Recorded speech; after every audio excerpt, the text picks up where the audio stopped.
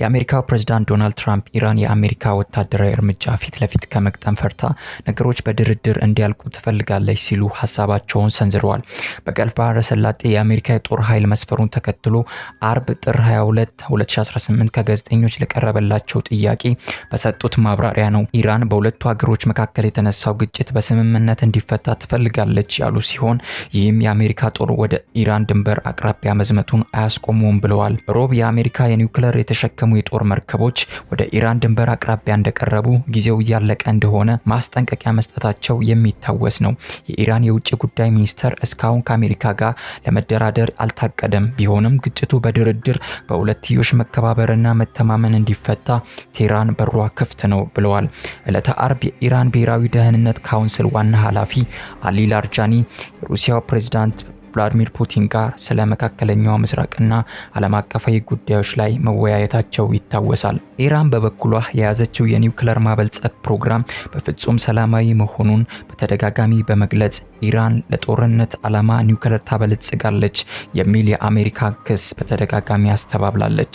የሆነ ሆኖ በዶናልድ ትራምፕ የምትመራው አሜሪካ ኢራን በፍጹም የኒውክሌር መሳሪያ ሊኖራት አይገባም የሚል ጽኑ አቋም እንዳላት የሚታወቅ ነው። ኢራን ከአሜሪካ ጋር የገባችውን ግጭት በስምምነት እንድትፈታ የተቀመጠ ቀነ ገደብ አለ ተብሎ ለተጠየቀው ጥያቄ ይህን እነሱ ብቻ የሚያውቁት ነው። ድርድር እንደምናደርግ ተስፋ አለኝ። ድርድር የምናደርግ እንደሆነ መልካም ነው። ድርድር የማናደርግ ከሆነም የሚፈጠረውን አብረን እናያለን ብለዋል። አርማዳ ግዙፉ የአሜሪካ የባህር ኃይል ወደ ኢራን ድንበር አቅራቢያ ግስጋሴ ላይ ሲሆን ነገሮች በሰላማዊ መንገድ የሚያልቁበት ሰዓት እያለቁ ነው። የአሜሪካ ወታደሮች ጣት በመሳሪያዎቿ ቃታ ላይ ነው። ምን እንደሚፈጠር አብረን የምናይ ይሆናል።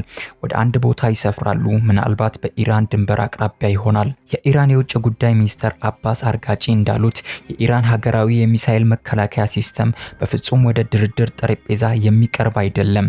በተደጋጋሚ እንደገለጽነው የኢራን መንግስት ኒውክሌር የማበልጸግ ፕሮግራም ፍጹም ሰላማዊ ነው ሲሉ ተናግረዋል። በቱርክ ኢስታንቡል ካቻቸው ጋር ኢራን ከአሜሪካ ጋር የገባችውን ውጥረት በምን መንገድ ማስኬድ እንዳለባት ውይይት ካደረጉና በጋዜጣዊ መግለጫ ላይ በሰጡት ሀሳብ ነው።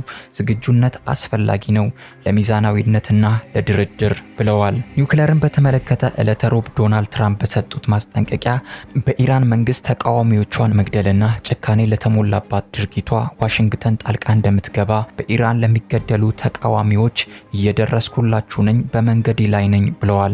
በአሜሪካ የሚሰነዘርባት ወታደራዊ ጥቃት ለማስቀረት ሁለት ነገሮችን ኢራን ልታደርግ የግድ ይላታል። አንደኛ ኒውክሌር አይኖረኝም፣ ሁለተኛ ተቃዋሚዎችን መግደል አቆማለሁ የሚል ስምምነት ማድረግ ይጠበቅባታል። በአሜሪካ መሰረት ያደረገው የሰብአዊ መብት እንቅስቃሴዎች ዜና ኤጀንሲ HRANA እንዳለው የፈረንጆቹ ወር ዲሰምበር ማለቂያ ላይ 6300 በላይ ተቃዋሚዎች እንደተገደሉ፣ 5900 በላይ ለእስር እንደተዳረጉ ዘግቧል። ሌላ ጥናት እንዳመለከተው ከ3 ሳምንታት በፊት የኢንተርኔት መቋረጥን ተከትሎ ከ17000 በላይ ዜጎች እንደተገደሉ ዘግበዋል። በኖርዌይ መሰረት ያደረገው የኢራን ሰብአዊ መብቶች IHR ከ25000 የሚበልጡ ሞቶች እንደተመዘገቡ ዘግቧል።